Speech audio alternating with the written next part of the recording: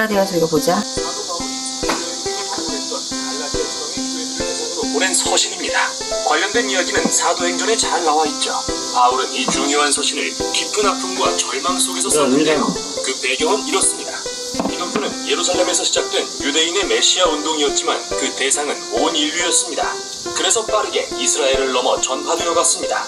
바울이 선교하던 당시 이 예수 운동에는 유대인의 수만큼이나 많은 이방인이 참여하고 있었는데, 이런 상황은 사도행전 15장에 나오는 것처럼 큰 논쟁을 불러일으키는 원인이 되었습니다. 역사적으로 하나님의 언약 백성은 이스라엘 민족에게 초점이 맞춰 있었고, 그들은 토라의 계명인 남성의 할례, 유대 음식법 코셔, 안식일 같은 관습을 지킴으로써 이방 민족과 구별됐습니다. 유대인 그리스도인 중에는 이 모든 이방인이 진정한 하나님의 가족이 되기 위해서는 토라의 율법을 지켜야 한다고 믿는 사람이 많았는데, 일부 열심인 유대인 그리스도인들이 갈라디아 지방의 교회들에까지 찾아오기에 이릅니다. 그들은 바울을 깎아내리면서 모든 이방인 그리스도인 남성에게 할례를 강요했습니다. 이에 많은 사람이 그렇게 했고, 이 사실을 알게 된 바울은 마음이 무너지고 화가 나서 이 서신을 쓰게 된 것입니다. 그는 먼저 십자가에 달리신 메시아의 복음을 요약해 들려주며 갈라디아 교인들에게 이의를 제기합니다. 그러고 나서 이 복음이 다민족으로 이루어진 예수님과 아브라함의 새로운 가족을 만든다고 주장한 다음, 이 복음이 어떻게 성령의 임재와 능력으로 사람들에게 참된 변화를 일으키는지 보여줍니다. 그는 갈라디아 교인들이 다른 복음, 즉 바울을 험담하고 할례를 강요한 이들이 주장한 복음을 받아들인 사실에 대해 당혹스러움을 표하며 글을 시작합니다. 그래서 바울은 먼저 자신이 전한 복음의 정당성과 사도로서의 권위를 변증합니다. 그는 부활하신 예수님에게 직접 이방인의 사도로 임명받았습니다. 사도행전에 기록된 대로 말이죠. 바울은 자신이 베드로나 야고보 같은 다른 사도들과 상의하려고 예루살렘에 간 것은 나중 일이라고 밝힙니다. 그가 이방인 그리스도인들에게 할례나 유대 음식법을 요구하지 않는다고 말했을 때 그들은 바울을 적극 지지했습니다. 그러나 갈등은 생각보다 깊었는데요. 베드로는 안디옥에 와서 여러 이방인과 시간을 보내고 있었습니다. 그런데 몇몇 보수파 유대인들이 안디옥에 나타나자 그들의 압박에 굴복하고 맙니다. 할례받지 않은 그리스도인들과 식사하기를 멈추고 그들과 거리를 둔 것이죠. 그러자 바울은 베드로와 정면으로 맞서 복음의 진리를 따르지 않는다며 그의 위선을 비판합니다. 바울이 볼 때 이 초신자 그리스도인들에게 할례와 율법을 강요하는 것은 여러 가지 이유에서 잘못된 일이었습니다. 먼저 그것은 복음에 대한 배반이기 때문입니다. 그의 말을 빌리자면 사람이 율법을 지키는 행위로 의롭게 되는 것이 아니라 예수 그리스도를 믿음으로 되는 것임을 알고 우리도 그리스도 예수를 믿은 것입니다. 여기서 의롭게 된다는 말은 의롭다고 선언받았다는 의미로서 바울이 중시한 구약의 개념인데요. 하나님이 의롭다고 선언하실 때 그 사람은 하나님과 올바른 관계를 갖게 됩니다. 죄를 용서받고 하나님의 가족의 일원이 되며 그분의 은혜로 인생이 변화되어 갑니다. 바울은 그 누구도 토라의 계명을 지킴으로써 의롭게 될 수 없으며 오직 예수님을 믿음으로써 그렇게 된다고 확신합니다. 다의적인 표현인데요. 이는 우리를 대신해 사시고 죽으신 예수님의 신실하심을 가리키는 것일 수도 있고 예수님에 대한 우리의 믿음과 헌신을 가리키는 것일 수 있지만 어느 쪽이든 요점은 분명합니다. 사람은 자신의 행위가 아니라 오직 하나님이 그를 위해 예수님을 통해서 하신 일을 믿음으로 의롭게 된다는 것입니다. 바울이 주장하는 복음의 핵심은 예수 그리스도를 믿는 사람에게는 그분께 일어난 일이 자신에게도 사실이 되는 것입니다.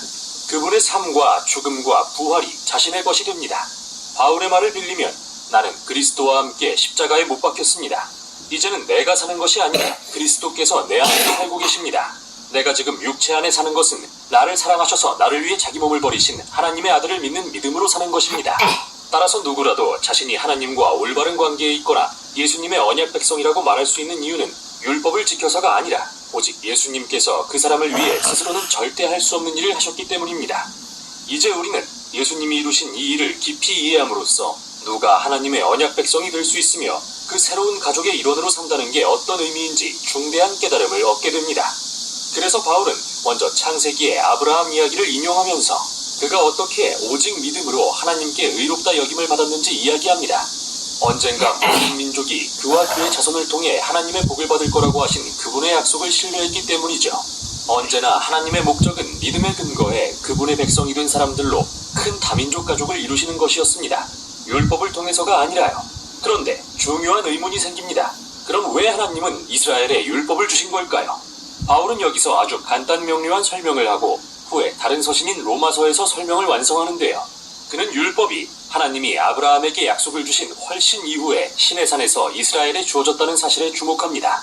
그리고 토라를 주의 깊게 읽어보면 알겠지만 하나님의 의도는 언제나 율법을 일시적인 방편으로 사용하시는 것이었습니다.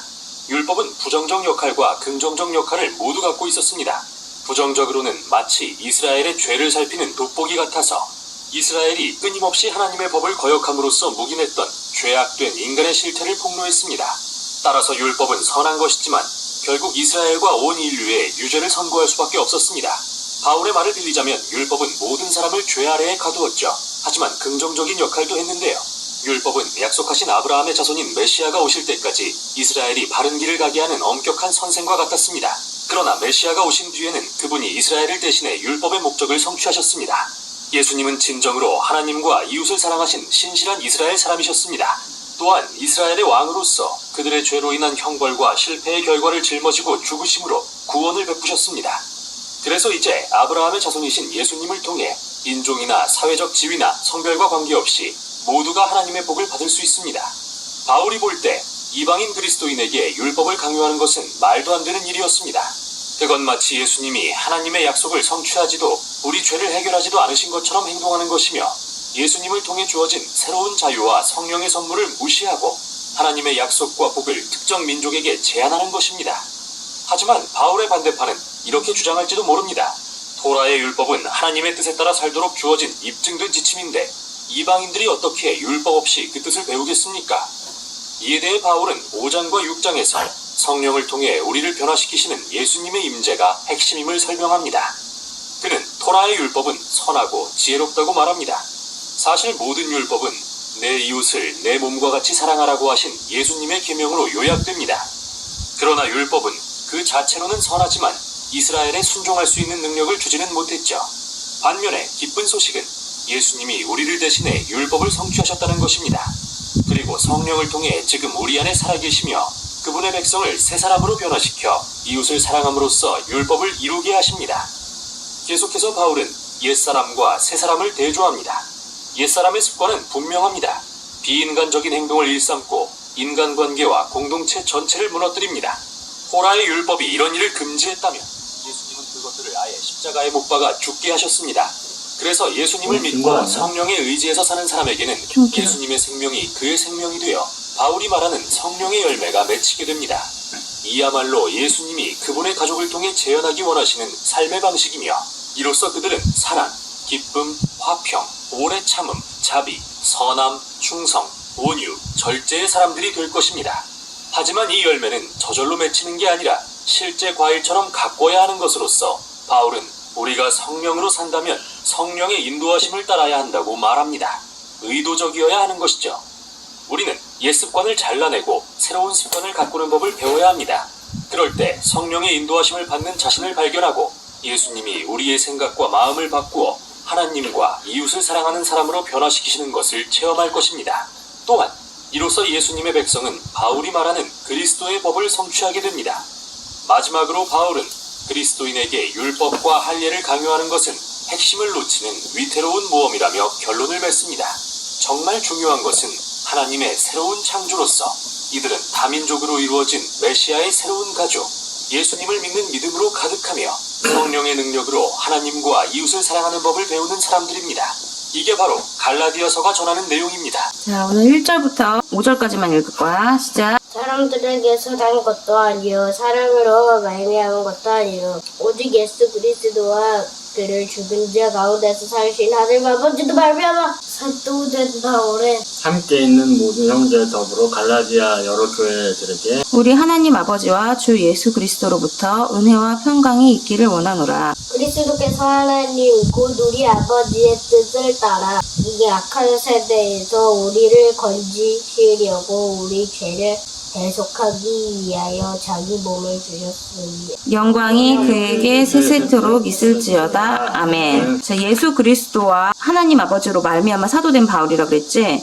바울이 서신을 편지를 쓸 때마다 갈라디아 교인들은 거짓 교사들의 가르침에 빠져가지고 바울이 전한 복음이랑 바울이 사도로서 자격을 막 의심하고 그랬어. 그래서 바울이 자신의 사도직이 하나님께로부터 왔다고 밝히고 있는 거야. 그리고 우리 여기서 보면은 뭐라 그랬지? 4절에서 그리스도께서 하나님 곧 우리 아버지의 뜻을 따라 이 악한 세대에서 우리를 건지려고 우리 죄를 대속하기 위하여 자기 몸을 주셨다고 했잖아, 준수야.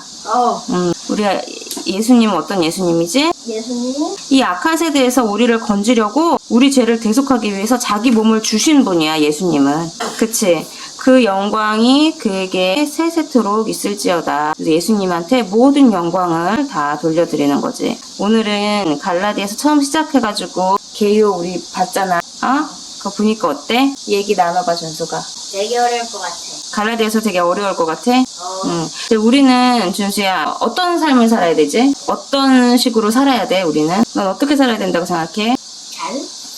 잘 사는 게 어떻게 사는 거야? 하나님 뜻대로 살아야 되잖아. 하나님 뜻대로 사는 게 어떻게 사는 건 줄 알아? 거룩하게 사는 거야, 거룩하게. 근데 거룩하게 살려면은 시옥과 거룩하게 사는 것이 쉽지 않지. 그치? 그러면은 우리 준수야, 계속 연습을 하면은 조금씩 늘지, 실력이. 그래서 몸이 건강해지지. 태권도가 많이 늘었잖아. 아, 그래? 계속 태권도를 가서, 그리고 피아노도 마찬가지고, 태권도도 마찬가지고, 계속 연습을 하는 거야. 그럼 거룩하게 사는 사람도 어떨까, 준수야? 연습을 거룩하게 되기 위해서 매일매일 조금씩 연습을 많이 하면은 거룩할 수가 있는 거야. 우리가 거룩하지가 못하는 부분이 많잖아. 예를 들어서 우리가 욕을 잘한다. 그러면 나는 원래 욕 잘하니까 뭐 욕한다고 지옥 가겠어? 이러면 안 돼. 뭐라고? 네. 이건 욕이 아니야 이러면서 이거는 그냥 정겨운 말이야 이러면서 경상도 그러면 안 돼, 준수야. 우리도 마찬가지야. 근데 누구 한 사람한테만 말하는 게 아니야. 자, 우리가 막 하루 종일 게임만 하고 싶은 마음이 있어. 그런데 안 할 수 있어. 연습으로. 안 하는, 오늘 하루 안 나 했지. 어제 게임 한 번도 안 해줬어. 그치. 안 하는 거야. 그러면은 안 할 수가 있는 거야. 자, 우리가 이렇게 하나님의 말씀대로 거룩하게 살기 위해서 오늘도 하루도 하나님을 의지하고 또 성령 충만하게 그렇게 하도록 다 같이 기도하고 학교 가도록 하겠습니다.